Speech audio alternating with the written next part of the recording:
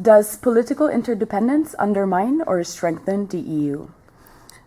Interdependence is a reality, is what we have in today's world. We benefit from interdependence. It has promoted stronger economic growth throughout the world. It has promoted access to goods and services that otherwise we wouldn't have. It has given mobility to people that we never thought of many years ago. So it's a given.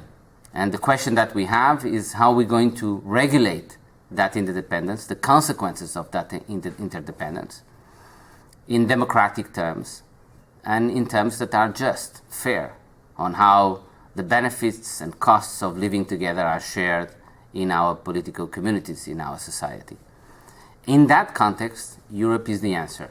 It's not the cause, it is the answer, because Europe provides a new political space where we can reorganize in a democratic way forms of controlling processes that the states can no longer individually control on their own, where we can also reinstate elements of social justice that the states cannot secure on themselves anymore.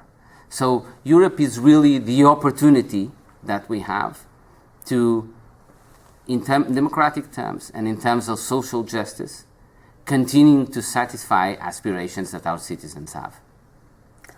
How can the European Union reinvent its legitimacy? I think that the way that the European Union can reinvent its legitimacy is precisely by rendering clear to its citizens what is its added value in democratic and social justice.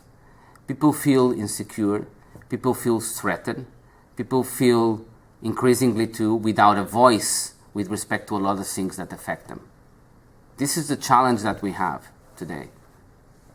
And what is crucial is for Europe not to be understood as the cause of those problems, but instead as the answer to those problems. So Europe really needs to demonstrate to the citizens the extent to which it will allow them to control things that they can no longer democratically control at state level. Large multinationals, the mobility of corporations throughout the world, as the Panama paper has even shown now, they can only be successfully controlled in democratic terms through instruments of accountability if we do it at European level. At the national level, we will not be successful in doing it.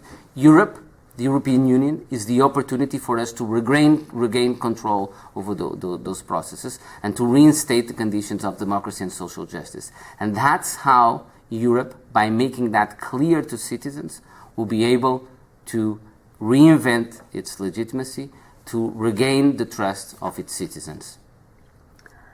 Do changes in the political dynamics need to be coupled with institutional reforms? I think institutional reforms will be positive if it was possible to take it. But we always have to choose between what is desirable and what is possible to.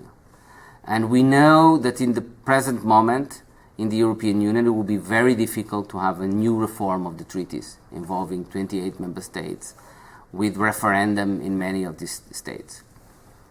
It may also, it's not excluded that it may happen, because as it's always the case in Europe too, suddenly, sometimes, there's a set of conditions that work together to make possible what, until the day before, looked totally impossible. So we cannot exclude the possibility that a reform of the treaties might emerge. And if so, institutional reform should be part of it. But more than focusing on that need of institutional reform and amending the treaties, that looks now very difficult, it's crucial to work on other aspects. It's crucial to work on the political dynamics, on how politics takes place in the European Union. It's fundamental to render clear to citizens the added value that the European Union can have in providing answer to problems that states no longer individually can answer, can address. That's what's more crucial to do at the moment in the European Union, and that's where I think we should focus our energy.